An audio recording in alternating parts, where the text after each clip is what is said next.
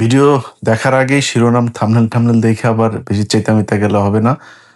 দেখা শেষ করতে হবে। বিশেষ করে একটা শ্রেণী আছে যারা আমার অপর পক্ষ আর কি, তাদের দেখে আবার নিচে ছ্যাদ করে উঠতে পারে। তো ছ্যাদ করে ওঠার আগে ভিডিও দেখে শেষ করে তারপরে মন্তব্য করতে হবে বা সিদ্ধান্ত নিতে হবে। প্রথম বিষয় হলো যে 2-3 দিন আগে ভারতীয় হাইকমিশনার বাংলাদেশে এসেছেন। সেখানে বেনাপোল সীমান্তে তাকে কিছু সাংবাদিক তারা প্রশ্ন করেছে। তাদের মধ্য থেকে একজন সাংবাদিক একটা প্রশ্ন করেছে। সেই প্রশ্নটা আমরা আগে শুনে তারপরে শুরু করি। আমরা ছোট্ট রাষ্ট্র, আপনারা আমাদের পাশে বৃহৎ শক্তি, আপনারা আমাদেরকে লালন পালন করেন। আমাদের দুজনে মিলে 1971 সালে বাংলাদেশ থেকে কিছু তৎকালীন পূর্ব পাকিস্তান থেকে কিছু মহিলা আপনার ওই পারে গেছিল। এর মধ্যে সবাই না, কিছু মহিলা আবার ওইখানে দাদাদের সাথে লাগালাগিও করছে। হ্যাঁ, তো লাগালাগি ওই সময় তো ধরেন জিনিস প্রোটেকশন ছিল না, লাগায় মাগায় বাদায় নিয়ে আসছে। ওগুলি দেশে যখন আসে আইসে এই যে সব সাংবাদিক হয়েছে, এই যে প্রশ্ন করছে না, এই সাংবাদিক হয়েছিল গিয়ে এই ওই যে সময় মাল লাগায় আসছিল, যে ওর মাল লাগানোর ফসল হইলো এটা। তুই ইন্ডিয়ার তোর আব্বারে তুই কোশ্চেন করবি, তোর এত ভালো লাগে তোর মারে বোন রে ভাবি রে সবটি নিয়ে যা আবার লাগাইতে দে, আবারও লাগাইতে দে। তো লাগাইতে দিবি, তুই নিয়ে ওই পারে যা। এই দেশটা আমাদের, আমরা 92% আমাদের দেশ এটা। অতএব এইখানে তোর মারে লাগাক নাইলে ফাঁক করুক, যা মন চায় করুক, ওইটা এইখানে না, তুই ওইটারে মানে হালাল বানাইতে যাস না। ভাই এইসব কথাবার্তা যখন শুনি না, বুঝছেন, শরীরের রক্ত টকবক করতে থাকে। আপনারা তো মানে আমার কাছ থেকে খারাপ কথা শুনতে চান না, কিন্তু চিন্তা করতে পারেন একটা দেশের নাগরিক যারা এই গেল কয়টা দিন আগে তাদের তৈরি করা একটা ফ্যাসিস্ট এই দেশ থেকে এই দেশের মানুষ বিতরণ করেছে। এই গেল 2টা বছর আগে 2000 মানুষকে হত্যা করেছে এই ভারত।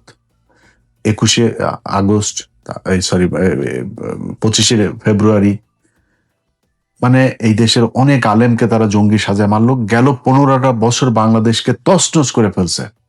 একজন সাবেক প্রেসিডেন্ট, তাকে ধরে নিয়ে জেল এই হাসপাতালের ভিতরে ঢুকে বলে যে সে অসুস্থ, তারা নির্বাচনে যাইতে হবে। যে এরশাদকে সরাসরি এরশাদ বলে দিয়েছে সেই কথা। এরকম একটা দেশের আমাদের চিরশত্রু, তাদের সাথে আমাদের এখনকার যেই সম্পর্ক, তো সবকিছু জানে। ওর মারে লাগাইছে দেখে এখানে আনার পরে ওর বাপের ওই কোশ্চেন করে। চিন্তা করতে পারেন আপনি মাথা ঠান্ডা রাখবেন কিভাবে? তার এই প্রশ্নের প্রেক্ষিতে ওর বাপ ওর মারে যে লাগাইছে, ওর হাই কমিশনার আব্বা, ওর আব্বা আবার কি বলছে দেখেন। মনে হচ্ছে না যে আমি বাংলাদেশে এসেছি।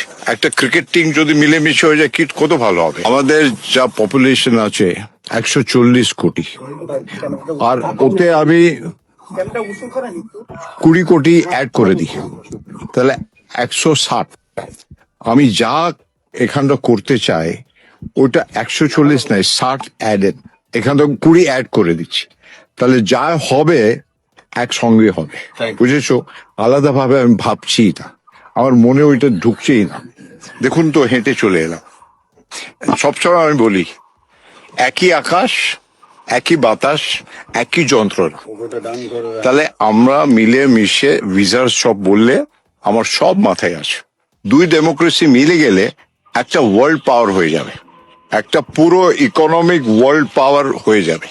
দেখেন, এই যে হাই কমিশনার এই কথাটা বলল, এই বক্তব্যটার জন্য এখন আপনি বলেন মানে ভারতকে কি বলা উচিত? তোর দেশের আকাশ বাতাস, তো পাকিস্তানের আর তোর দেশেরও তো আকাশ বাতাস, চীনেরও আকাশ বাতাস। এই জন্য চীন ওই দিক থেকে তোর লাদাখ নিয়ে টান দেয়, ওইদিকে পাকিস্তান টান দেয় একদিক থেকে কাশ্মীরে, ওইদিকে মণিপুর টনিপুর, ওইদিকে পাঞ্জাবের লোকজনও আলাদা হয়ে যাচ্ছে। তো এই জন্যই তোর আকাশ বাতাস আলাদা দেখে সব খালি আলাদা হয়। খালি বাংলাদেশের আকাশ বাতাস তোর ভাল লাগে। বাংলাদেশে ও যেটা করেছে সেটা সরাসরি এই দেশের সার্বভৌমত্বের বিরুদ্ধে, একটা দেশের বিরুদ্ধে সে কথা বলেছে। এটার জন্য তার বিচার হওয়া উচিত। এখন সেই বিচারের জন্য আপনি দায় দিবেন, মানে এই দায়িত্ব কারে দিবেন? মাল তো যেগুলি বসছে সব ইন্ডিয়ান মাল বসায় দিয়েছে তারেক রহমান। এখন এদের কাছে আপনি কি বিচার চাবেন? এদের কাছে বলেও তো লাভ নেই। তো যারা জুলাইতে আন্দোলন করেছেন, যারা গেল 15 বছর জীবন দিয়েছেন, যারা এই দেশকে ভারতের যে আগ্রাসন, সেই আগ্রাসন থেকে মুক্ত রাখতে চান, তাদের কাছে বিচার দিলাম। যে এই ব্যক্তি যে বক্তব্য দিয়েছে এই বক্তব্যের জন্য তার কি হওয়া উচিত, আপনারা যারা আছেন তারা এটা নিয়ে কি বলবেন, তা আপনাদের কি বক্তব্য সেটা আপনারা বলে দিন। এখন আমি আমারটা বলি আপনাদের। ধরেন আমরা যদি কিছু বলি না, কিছু বললেই তো তখন আবার আমাদের বলে আমরা নাকি খালি রাজাকার হয়ে গেছি, আমরা পাকিস্তানের পক্ষে কথা বলি। তো কিছু কিছু জিনিস আছে, যেমন যখন 9-10-এ পড়তাম টেবিলের সামনে ফিজিক্স, কেমিস্ট্রি, হায়ার ম্যাথের এরকম অনেকগুলো সূত্র ছিল। এই সূত্রগুলো আমার টেবিলের সামনে টানানো ছিল, মানে যেগুলো সারাক্ষণই লাগতো। এরকম অনেক সূত্র আছে, হঠাৎ করে অঙ্ক করছে একটা, তো আবার দেখতে হইলো। তো এরকম কিছু জিনিস আছে যেটা সারা জীবন আপনার খুব দরকার হয়। এরকম একটা সংজ্ঞা আপনাদেরকে আমি এখন শোনাবো। এই সংজ্ঞাটা আগেও শোনাইছি, আজকেও শোনাচ্ছি, সামনেও বিভিন্ন জায়গায় মনে করাই দিব। ধরেন রাজাকার বলে না ওরা, হ্যাঁ, তো এই রাজাকার যখন বলবে তখন একটা জায়গায় কিন্তু আছে, মানে আপনি নিরাপদে থাকবেন। সেটা কি মনে করেন আমি, আমার বাবা, আমার দাদা, চাচা, খালু, মামা, এরা সবাই মিলা ধরেন ওদের কথা অনুযায়ী 2 লক্ষ ওদের মা বোনরে লাগাইছে না পাকিস্তানিরা, তো এই 2 লক্ষ মা বোন এগুলোরে আমরা নিয়ে যায় ক্যাম্পে দিয়ে আসতাম, দিয়ে আসবো বলে লাগাইতো, জিনিস টিনিস সারা লাগাই দিত, লাগাই দিলে পেট বাইতে যাইতো আর বাচ্চা পয়দা হইতো। এই বাচ্চা পয়দা এগুলি কিন্তু এই যে এখন ধরেন সাংবাদিক টাংবাদিক এইরকম কোশ্চেন টোশ্চেন করে, আর অনেক দেখবেন ইন্ডিয়ান মালগুলো আছে, এগুলো সুন্দর করে ইন্ডিয়ার পক্ষে কথাবার্তা বলে। তো এখন 2 দিক থেকে আপনি বাইচে যাবেন এই সংজ্ঞা যদি ওদেরকে শোনাই দেন। সেটা হলো যে ওদেরকে আমরা পাকিস্তান ক্যাম্পে ঢুকাই দিয়েছে, ওদের মা বোন ভাবি টাবি ওগুলোরে লাগাইছে, এরপরে বাচ্চা পয়দা হওয়া, সেই বাচ্চা পয়দা এটা কি হলো, পাকিস্তানি বীজ। সেই পাকিস্তানি বীজ ওদের ঘরে। আপনি যদি রাজাকার হন আপনি কিন্তু বেঁচে গেলেন, কারণ আপনি তো রাজাকার, আপনি তো ওদের মা বোনদেরকে দিয়ে আসছেন, আপনার তো সমস্যা নেই, ওরা পাকিস্তানি বীজ। সো আমরা কথাবার্তা বললে যখন রাজাকার টাজাকার বললে আমরা কিন্তু একদম কষ্ট পাই না। যদি সিরিয়াসলি আপনি ডিবেট করতে চান তাহলে পূর্ব পাকিস্তান পশ্চিম পাকিস্তান এক হয়ে যাওয়া উচিত। এই 2 দেশ আলাদা থাকার কোনো দরকার নেই, কারণ এই 2 দেশ আলাদা হয়ে 2 দেশেরই ক্ষতি হয়েছে। আমরা আজ থেকে, মানে কথার কথা রাগ করে বলছি না, কিন্তু আজ থেকে 55 বছর আগে আমরা স্বাধীন হয়েছে। এই 55টা বছরে আমাদের এই দেশে পাকিস্তান যা ডেভেলপমেন্ট করে দিয়ে গেছিল সেগুলো কমেছে, কোনো কিছু বাড়ে নাই। এক ঢাকা মেডিকেল ছাড়া বাংলাদেশের যত মেডিকেল আছে সব পাকিস্তানের তৈরি। আপনি সার্চ দেন, পিজি হাসপাতাল লেখেন, আপনি এই মিটফোর্ড হাসপাতাল লেখেন, কিছু কিছু হাসপাতালের নাম চেঞ্জ করেছে, যেমন পিজি হাসপাতালের নাম চেঞ্জ করা হয়েছে, সিলেট ওসমানীর নাম চেঞ্জ করা হয়েছে, বিভিন্ন হাসপাতালের নাম চেঞ্জ করেছে, কিন্তু আপনি ময়মনসিংহ মেডিকেল বলেন, রংপুর মেডিকেল বলেন, চিটাং মেডিকেল বলেন, মিটফোর্ড মেডিকেল বলেন, যত মেডিকেল আছে সব পাকিস্তান তৈরি করে দিয়ে গিয়েছে। বাংলাদেশের আপনি হাইওয়ে লেখেন, সার্চ দেন, ঢাকা চিটাং হাইওয়ে, ঢাকা খুলনা হাইওয়ে লেখেন, ঢাকা রংপুর হাইওয়ে লেখেন, সব কয়টা দেখবেন 1961, 63, 62 সব আইয়ুব খানের আমলে, বেশিরভাগই আইয়ুব খানের, যত ডেভেলপমেন্ট সব আইয়ুব খানের আমলে। আচ্ছা, তারপরে ধরেন এই আপনার কি ইয়েটা, মসজিদটা, জাতীয় মসজিদ, বাইতুল মোকাররম, সংসদ ভবন, কমলাপুর রেল স্টেশন, তারপরে ধরেন এই যে ক্যাডেট, আমাদের মূল ক্যাডেট ফৌজদারহাট বলেন, ঝিনাইদহ বলেন, সব পাকিস্তানের তৈরি। এই বুয়েটটা পাকিস্তানের তৈরি। ঢাকা বিশ্ববিদ্যালয় ছাড়া সব বিশ্ববিদ্যালয়, এই জাহাঙ্গীরনগর বলেন, সব চিটাং বিশ্ববিদ্যালয় সব পাকিস্তান তৈরি করে দিয়ে গিয়েছে। মিল কলকারখানা আদমজি থেকে শুরু করে নিউজ প্রিন্ট, তারপরে চন্দ্রগোনা, যত কাপ্তাই জলবিদ্যুৎ, এই যে এখন একটা মাত্র আমাদের তেল শোধানাগার, এই তেল শোধানাগারটা তোদের বাপ পাকিস্তান করে দিয়ে গিয়েছে। পাকিস্তান যা করে দিয়ে গেছে, টাকশাল, মেশিন টুলস, এই যে ফ্যাক্টরি গাজীপুরে, সব এদের করা, পাকিস্তানের করা। আমরা তো ভালো ছিলাম, যুদ্ধ হয়ে ওই পাকিস্তানেরও ক্ষতি হয়েছে, আমার ভাইদের, আমাদেরও ক্ষতি হয়েছে, 2 দেশেরই ক্ষতি হয়েছে। এক হয়ে গেলে আবার ভালো হবে। এখন এক হয়ে যাই।